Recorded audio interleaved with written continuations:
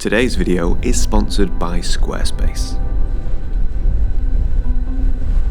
Some might say that I'm a cynical soul, but not too long ago my wife and I were having a discussion about my dog's pet insurance. About an hour later I opened Instagram to make a post and the first thing I see is an advert for Pet Plan. My phone had been listening to me. It's experiences like these that make me question modern technology and incredibly skeptical of the direction that we are heading in. It also makes me incredibly appreciative of old technology, how things used to be, such as this van, for example, which is 21 years old and has no technology at all. And of course the protagonist of this video, the Hasselblad 501cm medium format film camera. And there is something incredibly satisfying about shooting analog. If you've never experienced the click-clunk of a mechanical mirror slap, followed by the manual advancement of film to the next frame, you haven't lived. Welcome to the moon, everybody. It seems quite fitting that in today's video I'm going to be shooting with the Hasselblad 501cm. And I really feel that in this location a black and white film is going to look incredible. So I'm going to shoot some 𝘧𝘧𝘪𝘭𝘪𝘢𝘵 Delta 100. Oh, and of course it's far too windy and dusty outside to be changing film out there. So we'll pop a roll in now, although unfortunately in this back is a roll of, well, half a roll of Portra 160, which isn't, I don't think, going to suit this landscape. It'll all be a complete waste. So luckily I have a second back, and it really annoys me that this back is silver and not black. But you know, I can live with it. It doesn't matter. It all still works, and it's fine.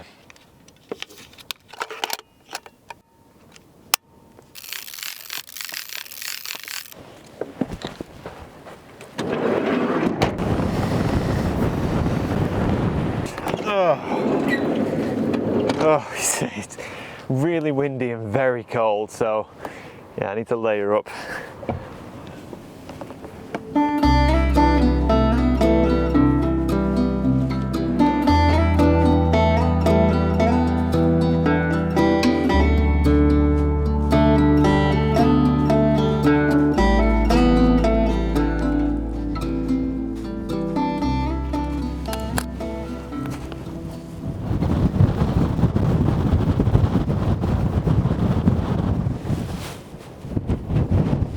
So these are some incredibly difficult conditions to work in. I'm kind of sheltered behind this rock here, but yeah, it's not doing that much. The wind seems to be buffeting around it. Add to all of that the difficulty of finding a composition, because what I'm trying to achieve here is to show the bleakness of the interior of Iceland. Iceland's famous for its volcanoes and its iceberg lagoons and its epic lights, but I love the emptiness, the darkness, the expansiveness.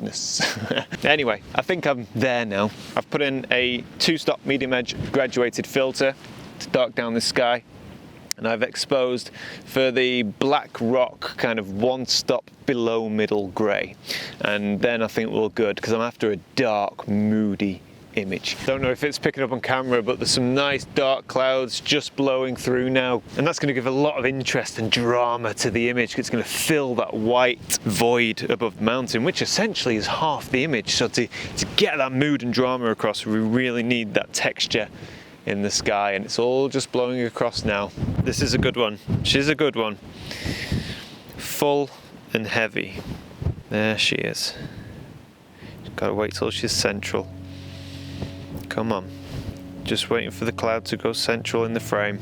Okay, dark slide out, mirror lock up. There we go, F11, 30th of a second, Delta 100.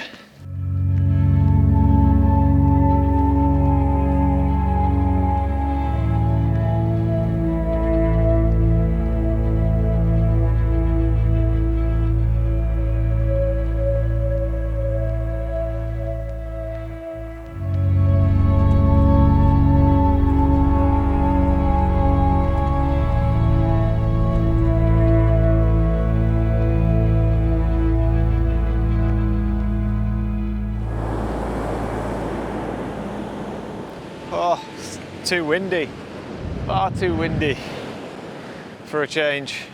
So I'm stood at the beach in Vic, this black sand beach, and I'm waiting for the perfect white foamy wave to come crashing up the beach, which will complete my composition. I've got a very simple frame. I've got a 2-stop graduated filter and a polarizing filter.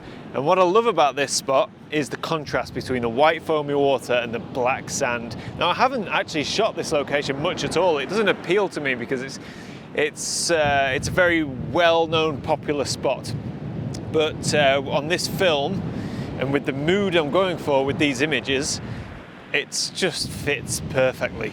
I metered the scene and I'm at f/16 𝘧𝘧𝘪𝘭𝘪𝘢, which not only gives me a nice shutter speed for those breaking waves, but it accounts for the polarizer and I was going to say the ND. Well, yeah, the ND grad in the sky. So again, we should get quite a simplistic, moody image. Just waiting for the wave though. Just waiting for the wave. And I'm reluctant to get closer to the water because if you get dragged in there, you ain't getting out. Okay, this could be the one. This could be the one. Come on. No. Oh, maybe. There we go. That was 1/4 f/16. Ah. Yes, very nice.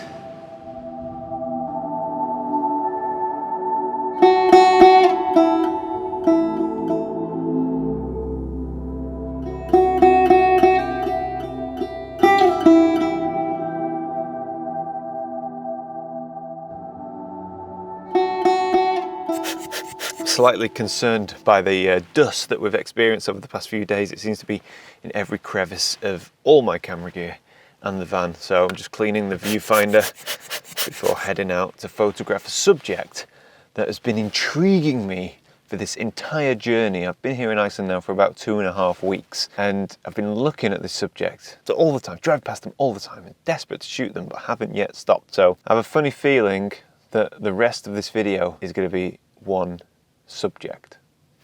We'll see, we'll see. It's these, the power lines. Ever since I've been coming to Iceland, these power lines have always struck me as something worth photographing, but I've never done it, I've never committed to it. But now I feel as if I've photographed everything I've come here to photograph on this trip. And I think I'd like to slow down and really focus on these power lines. So I'm in the best area for it, which is the southeast coast with its expansive spaces, black beaches, and just these power lines that seem to stretch on to infinity.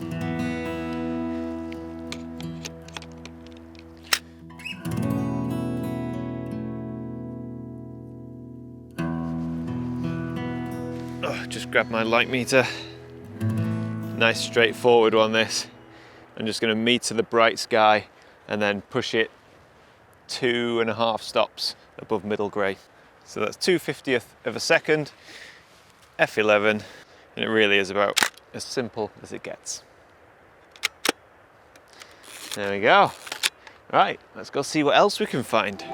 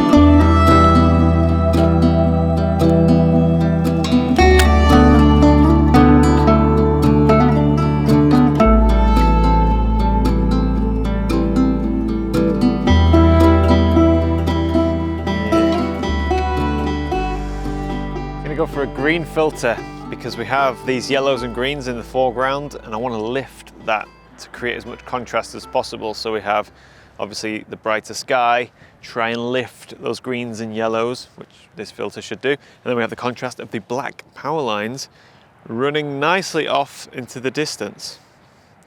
All right, so F11, 60th of a second, green filter. There we go. Simple as that.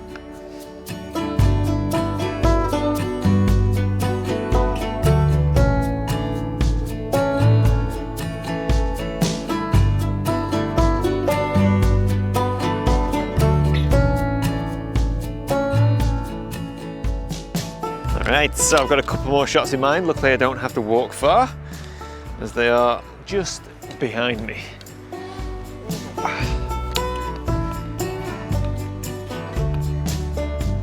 Yeah. This was going to be one of my shots looking straight down the middle, straight down the line, but I've just noticed there's a mountain on the right hand side of this glacier and it's just creeping into frame, which is it's like some string pulling your eyeballs to the bottom corner. It's not good.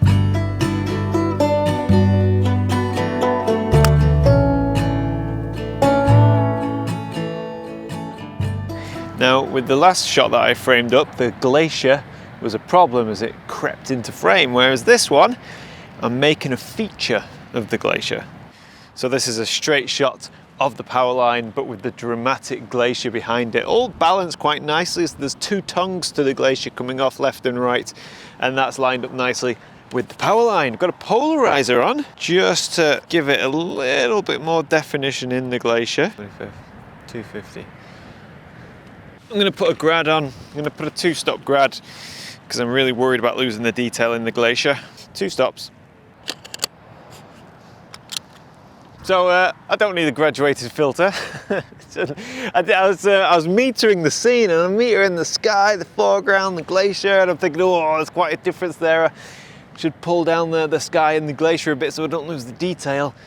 But I didn't actually take into consideration my actual composition. So when I look at it, I realise there's like hardly any foreground at all. So when I pulled down the grad, I'd pulled it all the way down to the point where the grad was then just an ND filter. So yeah, forget that. What I'll do is I'll expose for the glacier, which is the brightest part of the sky. I'll expose for that, middle grey, and I'll push it 2.5 stops above middle grey. So with all that in mind, I'm going for F16, 1/30th of a second. Just get my focus. I'm going to focus on the power line because that's the most important bit with all of the detail. Dark slide out, mirror lock up, shield the lens. And there we go. Yeah, quite a nice one. I'm having fun shooting these power lines.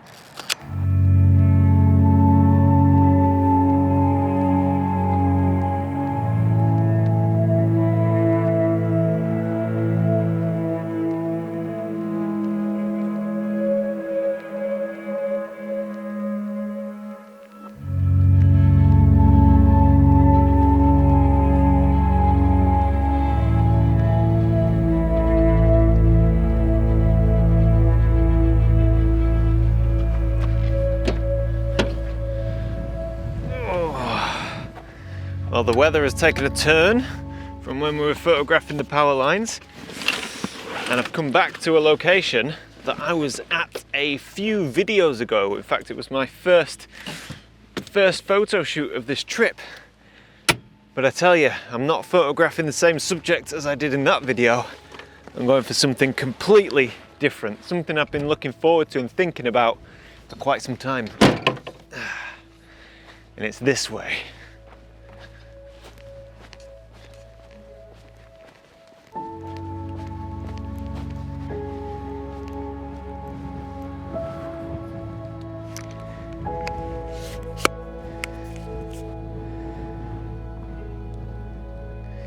So this is my last frame on this roll of film. So it could be the last image of the video. I do have another roll, and if I see something really special, then of course I will load it and shoot. But just in case this is the last frame or the last image, let me thank the sponsor of this video, which is Squarespace. Now, If you don't know who Squarespace are, they're an all-in-one website building platform, which means as a photographer, if you need your own website but you haven't got the know-how to do it, or you just can't be bothered trying to find someone, hire a company and go through the complex process of designing and coding one, well, you can just do it all through Squarespace's drag and drop system. It's easy, it's intuitive, and anyone can do it. And I know anyone can do it because I've done it and I'm an idiot.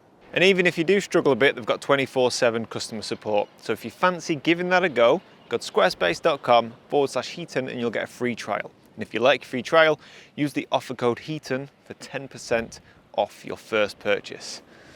Now, with that being said, I'm quite excited to capture this final shot. All right, love this composition, nice and simple, a little bit abstract. So we've got a 2-stop medium edge graduated filter. We're at f11, 1/8 of a second, Ilford Delta 100, dark slide out, mirror lock up, and that's it. That is the roll of film done. So as I leave that location and drive up to one of the best park-ups I have ever stayed at, I had no idea that that shot was a complete bust. Unfortunately, my film back malfunctioned, so every time I wound on to the next frame, it seemed that the spacing between the frames was getting bigger and bigger, until the final shot ended up being only half a frame.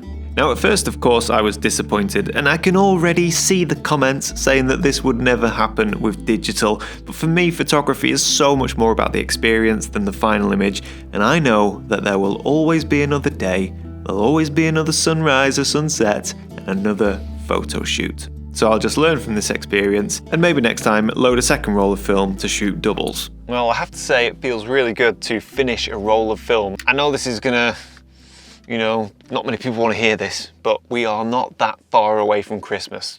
Don't ask how, time flies and all that. But I have 2 books available, Landscape Photography Volume 1 and Volume 2. Volume 2 contains more film work than Volume. In fact, I'm not even sure Volume 1 has any film work, but Volume 2 does.